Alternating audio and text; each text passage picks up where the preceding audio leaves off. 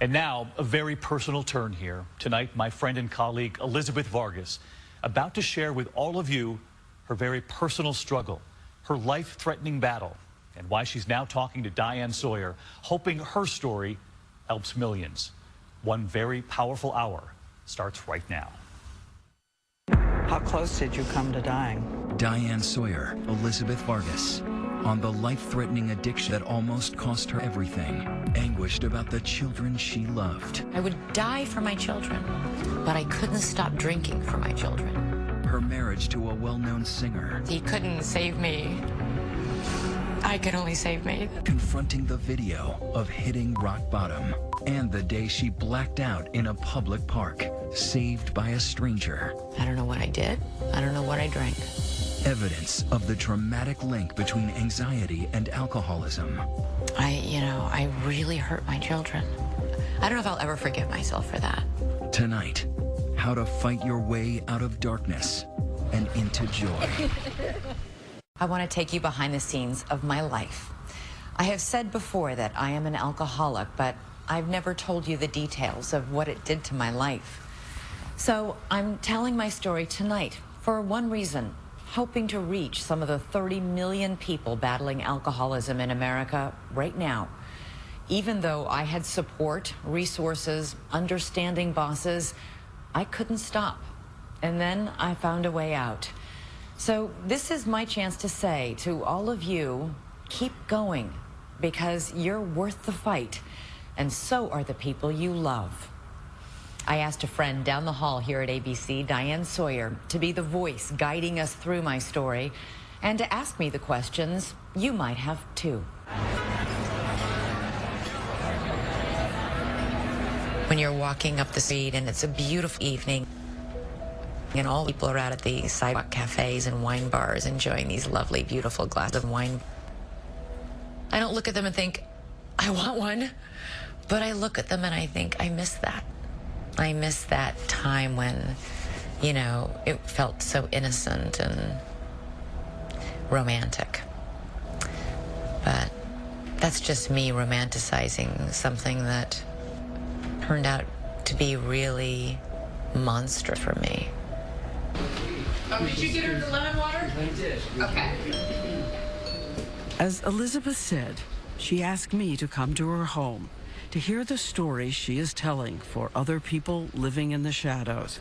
The story of her life she has not told before. Hi. Yes, come in. And we're gonna sit over here. It's like family. Yeah, exactly. On the walls in her home, pictures of the two sons at the center of her life. Sam, now 10, Zachary, now 13. And also a photo of a journalist at the top of her field. For decades, a network correspondent and anchor. Tonight we're taking you on. She was known for her strong reporting around the world. I'm Elizabeth Vargas in Baghdad, here in Perugia, Italy. Return here to Jerusalem, so you don't agree with that. Tough interviews and seeking out people whose stories have been forgotten. There she was, relaxed on Good Morning America. We're breaking it. And so steady in live breaking news events. Elizabeth Vargas is here. She took over the anchor chair from Peter Jennings on 9/11. Thanks, Elizabeth, very much. This is, as Peter just said, ABC News continues. So here we are, two TV news colleagues who work down the hall from each other, getting ready to go on camera. Only one of us was about to open the door on a secret life, the one that was pulling her into the darkest depths of the ocean. She says it's an act of grace that she is alive tonight. We're ready. Stand by for you. We're all quiet? Yep. Yes. You wrote, I finally found a place of grace. Yeah. Every moment of happiness is like, thank God, this is so amazing. And I took it all for granted then. Back when she was drinking so much, she could not find an exit. There are days when you wake up and you feel so horrible that the only thing that will make you feel better is more alcohol. And that's when you're in the death spin. That's when people die. How close did you come to dying? I on one occasion had what I know to be a lethal level of alcohol in my blood system. And even that didn't scare me into stopping. Can you believe it? Even that. And she says she was just one of the millions of Americans locked in a battle with alcohol tonight, even though from the outside she seemed to be living a golden life. When people can look at you, you're so lucky, really. I am lucky. I am lucky. Look what you have, look what you do for a living, look how you look at your life. It's not like other people's problems. First of all, yes, I am. I am so lucky to have my two amazing children and to have this amazing job and to have resources for people to help and resources to be able to go to treatment. You're right, I am lucky. All I can tell you is when you're in the cycle of this disease, though, that it doesn't matter how much you have or how little you have. It didn't matter. It leveled me. It knocked me flat on my butt. I lost sight of everything. Everything. And those children she loves more than anything on earth. Please don't take my sunshine away. Watched it in fear they would lose her. Are they the hardest of the hard part? Oh, hands down.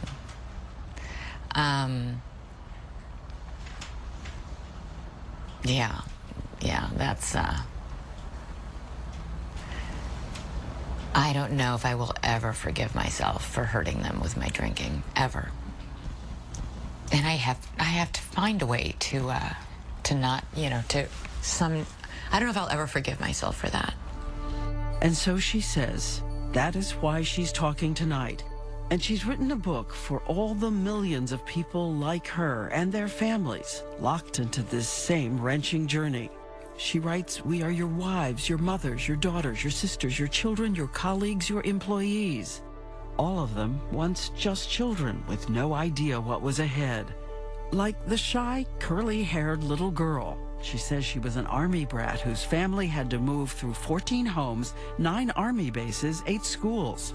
She says when she was still very small, she started suffering from daily profound anxiety, even panic attacks. But with Army discipline, she willed herself to hide her fear and panic from everyone else through college. Police say both men. And then starting as a local reporter out west. And because I'm basically so insecure and anxious and afraid, I never, ever in my life learned to reach out for help.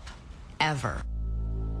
And it was in local news that for the first time, she says, she found a kind of magic potion that helped with her anxiety. After work, the news team headed out to the bar, and a couple of glasses of wine came her new best friend. It was like, I finally feel relaxed. I think I wrote this in the book. Everybody looked prettier and smarter and was more interesting, and me too. All my insecurities would sort of fade back. And tonight, this staggering statistic.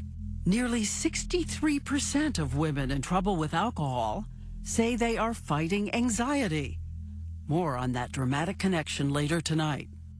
But as her story begins, Elizabeth Vargas says she was just a social drinker who had no idea that alcoholism would slowly take over her body and her life. Later in the broadcast, she'll show you the indelible evidence of her dangerous destination. It was captured on camera. There's a real temptation when you've, to whitewash what you did. It wasn't as bad as everybody says, or it wasn't as bad as I remember. And for better or for worse, I have recordings of myself on TV and audio recordings that remind me how bad it was. Coming up next, a network anchor begins a secret life that will nearly destroy everything until she finally makes her way back to joy and hope. Good evening. We begin tonight with 2 rescue efforts. Watch Elizabeth Vargas anchor live TV news, and you'd have no idea that the woman who worked so hard to be perfect is suppressing so much anxiety, bordering on panic. I mean, I remember anchoring the evening news, and every single night when Michelle, and I love Michelle, the floor manager, when she would count down, I hated it. 2 minutes. 2 minutes. And, you know, my heart would start pounding. 1 minute. Now I'm like hyperventilating. 30 seconds. 30 seconds. And literally the studio, the edges of my vision would start to swim a little. And if you watch carefully at the beginning of every newscast, you will see me lean in and I grip the desk with my right hand. Good evening from Los Angeles. And on my left hand, which I'm holding my pen, I'm taking my engagement ring and I'm digging the edge into my thumb. Why did you go in this business if it was going to torment you like that? I loved it. I still love it. I love telling people stories. And 14 years ago, she found someone who helped. Her new husband, singer-songwriter Mark Cohn. They married in 2002. You know his song, Walking in Memphis. When I was walking in Memphis. And her favorite song, Medicine Man. I love that song. For the first time, she confided to someone her deep insecurities. He calmed her anxieties by singing her to sleep. But even before they married, he noticed she was also drinking at night. He thought I drank too much. And I remember him, he was angry when he said it, and grabbing my arm and saying, "You have a problem with alcohol." And that just made me really mad. But it also got her attention, and she says she did control her drinking as she took care of son Zach, then son Sam, and continued to work at her job, even through a miscarriage. And after the death of our legendary Peter Jennings in 2005, she and ABC's Bob Woodruff were named co-anchors of World News Tonight. But 27 days after the broadcast began, Bob was almost killed by an IED explosion in Iraq. It was devastating, devastating to everybody who worked there, and I felt like I was in a hurricane of life. She says she tried to continue alone, carrying the mantle of the broadcast as solo anchor. But after a few months, This is my last broadcast as co-anchor of World. she was replaced by senior anchor Charlie Gibson. I was demoted. No sugarcoating it. That's what happened. She's written she understood why he was given the job, but because she had tried so hard, she felt like a failure. And add to that, over the years, the exhaustion of all the travel, trying to be a good mom, and the big financial responsibility. So she started to turn back to her old friend, white wine, as consolation. And this time, a red flag of problem drinking. She began keeping the amount a secret. I would stop on my way home from work, you know, and have a glass of wine or two at a bar, and then alone, feeling really pathetic. You know, I would actually pretend to talk to somebody on my cell phone. Oh, it's okay. Oh no, I'm just here waiting for you. No problem. Take your time. I'll be right here. You know, like this whole facade, and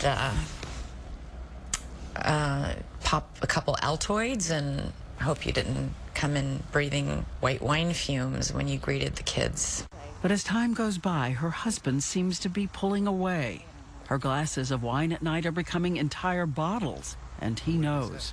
And it made all the real problems we needed to discuss and work through frivolous in comparison. You know, what do you want to talk about? Why don't you ask me about how my day is? Or, why, you know, why don't you support me more? Why are you drinking 2 bottles of Chardonnay every night? You know, I've just gone and changed the narrative in a pretty dramatic and destructive way. At the end of her glamorous at work, she would head into the bathroom sink, where she's hiding bottles of wine. Looking at myself in the mirror, thinking, this is who I am. Sneaking into my own bathroom to gulp down, you know, from my toothpaste cup, you know, a half cup of wine so I can get through another hour feeling good. Soon another flag, untrolled binges on vacation. Her sister Amy had no idea that Elizabeth had a problem with drinking until they took a holiday trip together with their kids the summer of 2011. It was in the middle of the afternoon and she was drunk. And she told me that she drinks too much because she was so unhappy. Amy tries to intervene, but Elizabeth insists she can handle this on her own. She's not an alcoholic, she's just having a rough time.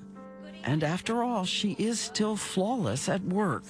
Then, a year later, 2012, another family vacation, this time with Mark and the boys in Florida.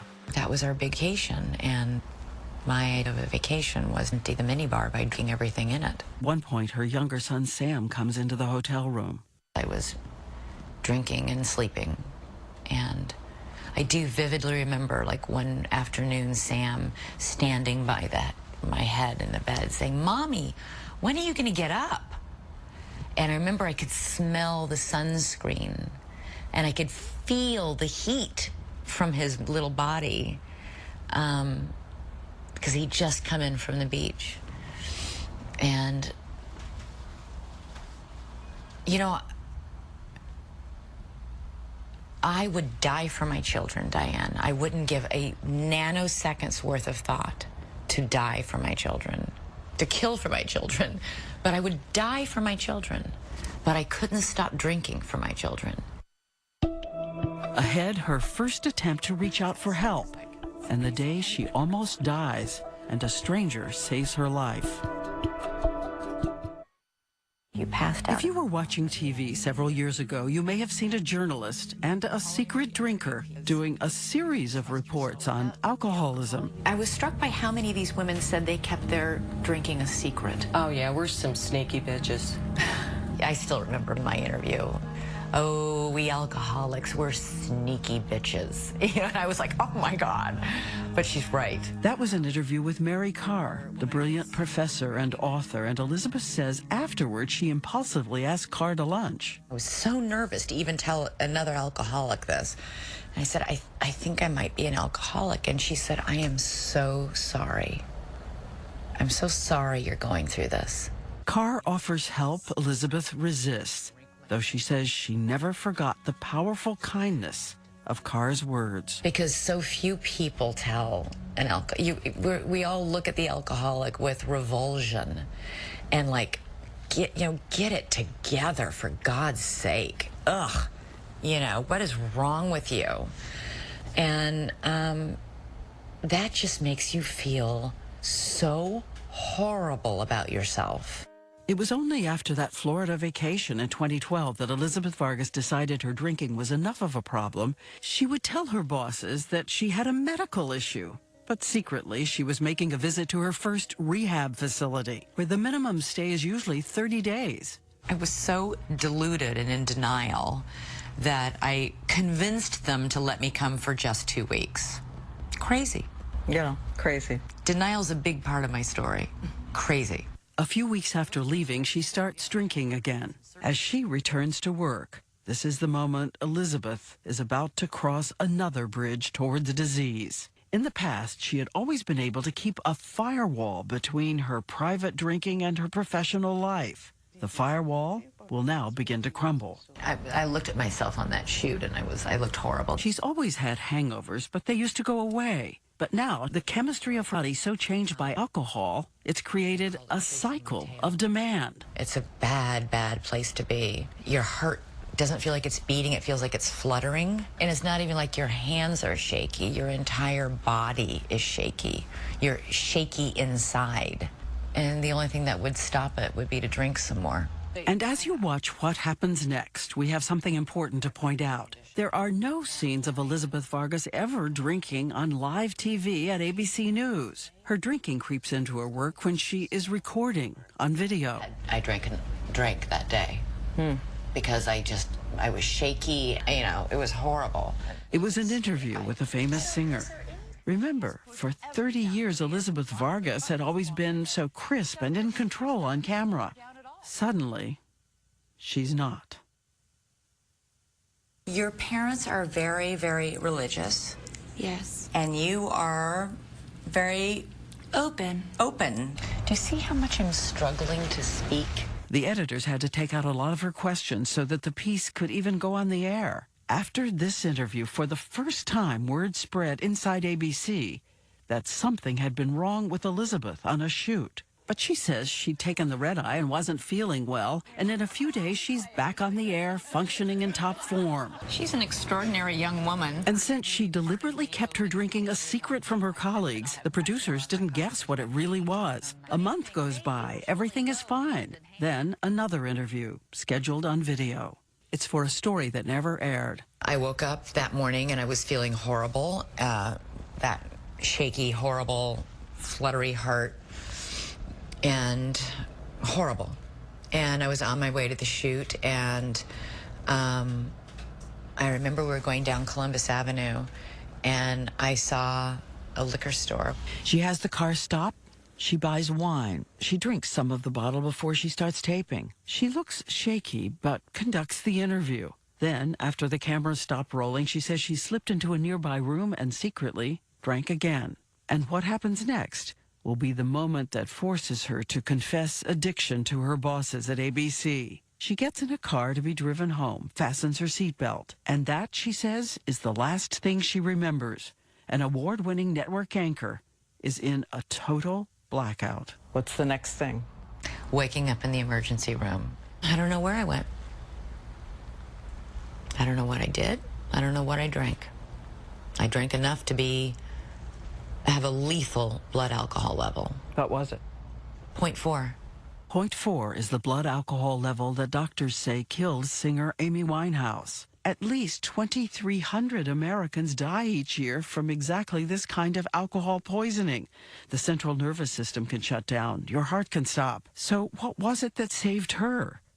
We know that she was seen wandering near a park, this park, Riverside in New York. Late afternoon, still daylight. You don't know how you got to Riverside Park? Nope. And she says, according to her husband, the stranger, a woman, was driving by and saw the unsteady person in high heels and work clothes. A woman saw me, said, would you like a ride home, I guess? I don't know. I told her my address. I was able to tell her my address. So a complete stranger sees you. She said she saw some men nearby that she didn't like the look of, who might have been at that point probably seeing me as a vulnerable person. And she brought me back here. And at that point, I was apparently unconscious. Unconscious in the lobby of her apartment building. Maybe somebody seeing this will help you finish the portrait of that. Yeah, you know, part of me is almost afraid somebody will. You know, it's like, it can be very difficult to confront. Her husband, Mark, races down and calls 911. The woman who had brought her there leaves a card with her phone number. Later, Elizabeth calls, but the call is not returned. So all she knows is that out there somewhere tonight is an anonymous stranger who had the kindness to stop and save a life. And she stopped. And she stopped. God bless her. And coming up, the day her secret life comes crashing down. And the answer to questions so many families are asking. How did I drink normally for decades and then all of a sudden it fell off the cliff? In 2012, after that terrifying lost afternoon, that blackout, Elizabeth Vargas finally calls her boss at ABC to tell him she needs to seek treatment for addiction. I was too embarrassed to tell him that it was just alcohol because I thought it was so unfeminine. Unfeminine? Like, to be a drunk is just like, you know, even now I have a hard time saying that word. So I told him alcohol and Ambien. With the support of ABC, she goes back to that rehab facility for a full month. And while there, she met this man, Earl Hightower, one of the nation's leading experts on alcoholism intervention and recovery. He says instantly he saw she'd made a career of hiding her fears and resisting help, and she wasn't ready to face the truth. I just thought, this is the kind of woman that really, nobody is going to get this woman sober. There's no way we're going to sit down and go, look, here's the deal, and she's going to go, oh, okay. Really? He tried to wake her up, warning she's an alcoholic and cannot drink safely. God, you had me, like, nail. But back then, she was sure it was impossible she was an alcoholic since she had no immediate family history. She didn't know, as we said, heavy drinking alone can lead you into a cycle of the full disease. This is Dr. Deirdre Roche of the National Institutes of Health. She's program director at the institute that studies alcoholism. Elizabeth asks her how the heavy use of alcohol actually alters the chemistry in your cells and the structure of your brain. Heavy drinking over time hijacks certain processes in the brain, the physiology of the brain, so that it begins to crave alcohol just to feel normal. Just to feel normal. No longer drinking for the enjoyment of it, just to feel okay.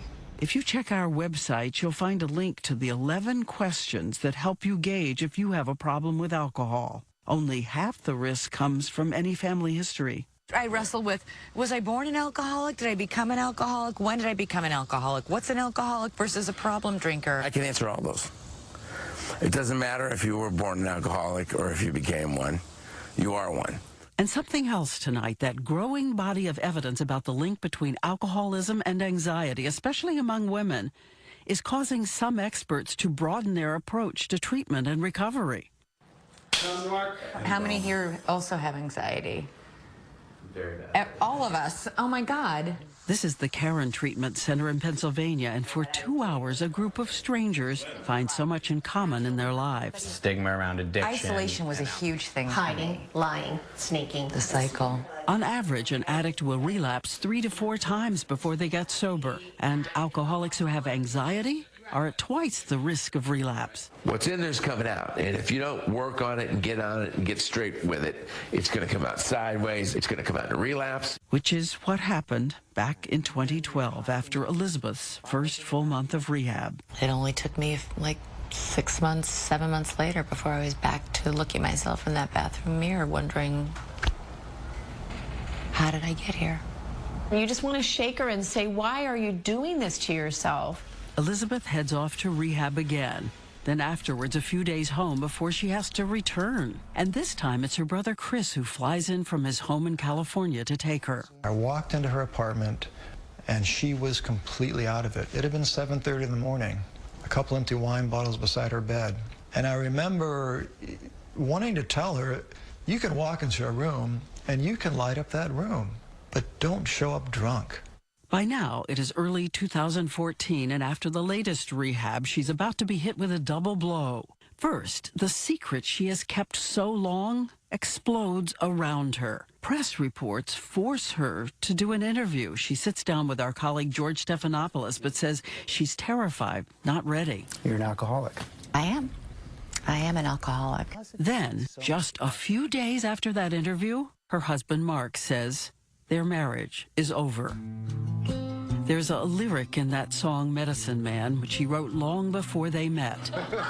But it says, he can't save her from herself. Who's going to help the medicine man? He can't save her from herself no more.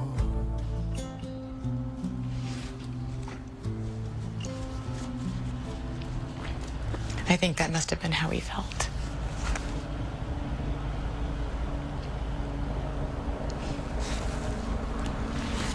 Because he couldn't save me.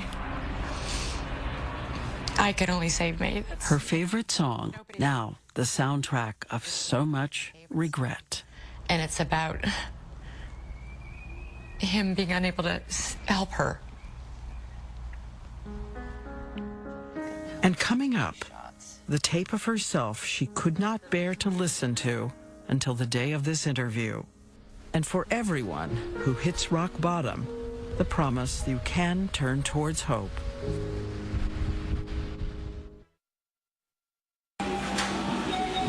This is a home movie Dad is taking of Mom and the children, back when the children were young. Back before they watched her fade into the alcohol that was carrying her away. Did you ever endanger them? No. Are you sure? I don't think so, no. I never drove under the influence. Never? No. I don't own a car here. But let me just say something. Yeah. Because I didn't physically endanger my children doesn't mean I didn't devastate them or put them in danger emotionally or psychologically.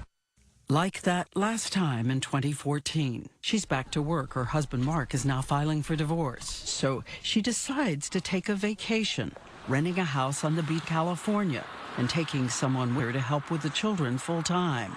It all seems so glamorous and privileged, unless you're the unraveling side. Her youngest son's birthday. You were going to make a coconut cake, Sam's favorite.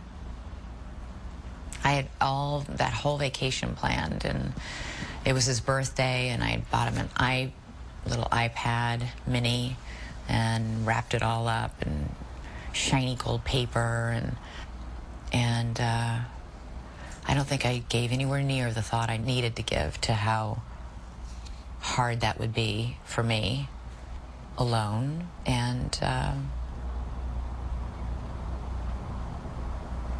I drank. I drank again. And I ruined it.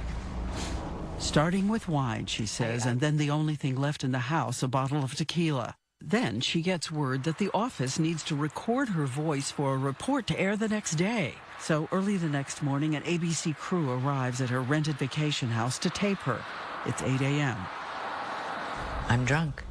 I remember that day sitting there, and I could read the words, and I couldn't make my mouth work to say the words.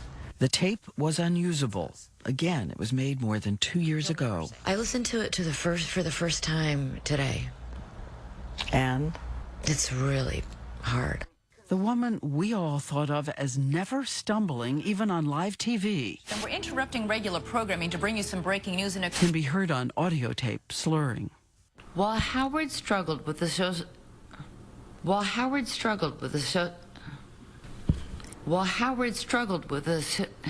I can't say it. She's unable to master simple words. Tourette syndrome. I hear the struggle. I hear the alcohol. I literally felt sick to my stomach, but I'm glad I listened to it. Why? Because I never want to be there again. She was drinking so much her children, her boys, were terrified with worry that she might die and pleaded with her to stop. 3,000 miles away, her bosses at ABC are alerted urgently that Elizabeth is drinking again. She's coherent enough to call her sister and say, "I'm in trouble." And it was the first time that she called and said, "I need help." And I'll never forget that.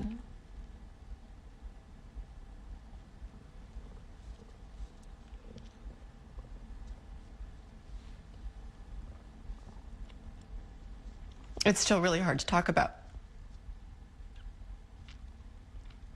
Because I think I instantly knew, like, this is bad. Her sister, her brother, a friend all book the next flight to be with her. Elizabeth also manages to call a producer at ABC who knows a recovering alcoholic who lives near her rented house, an actor and director who races over. He comforts her children as she goes into detox. He hands her a rosary and arranges a kind of sobriety coach to ride with her back to New York to face what she's done. I thought it was all over. I thought she was going to lose the boys, and I thought she was going to lose her job. We all did. And even through the fog of alcohol, Elizabeth says, she finally grasped all the ways she had shattered her life. The anguish of her children pleading with her to stop drinking, the marriage she lost, the chance to do the work she loved in peril. She says in this moment, she was buckled to her knees by the unbearable shame. Ashamed, humiliated, a lot of pain, you know. Wreckage. A lot of wreckage in its wake. This woman who says she spent a career trying to hide any weakness finally decides to give up and reach for help. And you get help. Yeah, and you get help. Then you can fight. ABC News agrees to give her one last chance. Thank God they gave me one more chance. Thank God. She makes a calendar of all the days she was in fact drunk and what that did to those around her. She says she was shocked out of denial. and she began apologizing to her colleagues who had to redo their work because of her drinking. She apologizes to the family who gave up so much of their lives to try to help her, and to the husband who agreed they would have joint custody of the children. And most of all, with the children, she apologizes in wrenching detail. You can't just say, I'm sorry I hurt you, and then, leave it at that. I'm sorry I drank. I'm sorry I scared you. I'm sorry that I wasn't there for you. I'm sorry I fell asleep and missed your recital. I'm sorry. I'm so sorry. And she says it's her promise to them to spend every day of her new life trying to be the mother she always wanted to be. What is it you most want your children to say? What's the thing you'd most love to hear from them?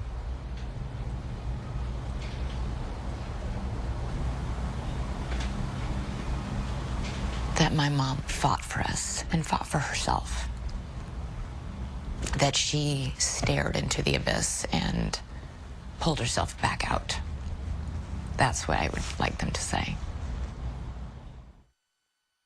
Tonight, Mark Cohn has issued a statement and will post it online. But he says, as always, he supports Elizabeth in her recovery. And the two of them are working together to be loving parents to their two incredible boys. And coming up next, what Elizabeth has learned about staying sober and what I learned I shouldn't ask. Hey, guys. Tonight, as you know, Elizabeth Vargas is back in command. How many people live here? Back with the people and stories she loves. Hi, Tim. I'm Elizabeth. The breaking news reports. And now, the personal story she hopes will help someone else. It has been more than 2 years since she pulled herself back from that abyss. You say people are going to say, this book is too soon. Oh, I'm sure. You haven't been sober long enough for this book. Could they be right? Absolutely, sure. But when's the right time? There's no guarantee that I can stay sober for 2 years, 5 years, 10 years, 15 years. The truth of the matter is every single alcoholic only has today. None of us knows what will happen tomorrow. We all do everything we can today that tomorrow we won't pick up a drink, but we really only have today. Now she attends meetings, support groups, and has learned if she's ever out someplace she feels tempted to drink, she has to leave. And she also makes time for meditation to tame all that old anxiety. Do you still have triggers? Hunger, anger, loneliness? Hungry, angry, lonely, tired. For me, Tired. Anger. Right. And is there something specific you know to do? Pick up the phone and call somebody. And by the way, I've also learned something new in doing this story. Unless an alcoholic in recovery volunteers the exact number of sober days, don't ask. Their accountability is not to us. It's to themselves and those they love. But you don't count the days of sobriety, or do you? I do, but that's something I keep to myself. Why? If I were to talk about it openly, like on national television, it feels like I jinx myself in a way. I don't know. And today, that woman who used to be so afraid of showing any imperfection says she likes to begin each day with an anthem to humility and acceptance. It's a song by Leonard Cohen, a prayer for the broken places and the light that can shine through. From this broken hill, I will sing to you. There's a favorite saying I heard that was, when you pray to God, there are 3 answers. And one is yes, not now, and I have something better for you. If there is a choice. So the sun is going to be setting on us here. Yeah. Yeah. Another good day. And you know what? At the end of the day, when I'm in bed, it's another thank you, God, for this day. If it be your will. And And I am so thankful for all these new days and all of your encouragement. And for everyone watching, we did want to say, if you think you have a problem with alcohol, or if you know somebody who does, you can go to our website at abcnews.com and get all the resources for help. And I want to remind everyone that your book is in the stores next Tuesday, and it is called Between Breaths. And along the way, you told me that in this journey, it meant so much to you to get voicemail messages from your friends. We want you to know we have a few new ones for you tonight. That is so nice, and they did mean so much to me. So send messages of support to the people in your life as well. Please do. We'll be there reading them, and we say good night. I'm so proud of you. That took a lot of courage. You should be proud. You rise. We are rooting for you every single day. I've always been behind you and in front of you 100%. Love you. I love you. Thank you so much for what you're doing. And we know how much those boys love their mom. And we love you too.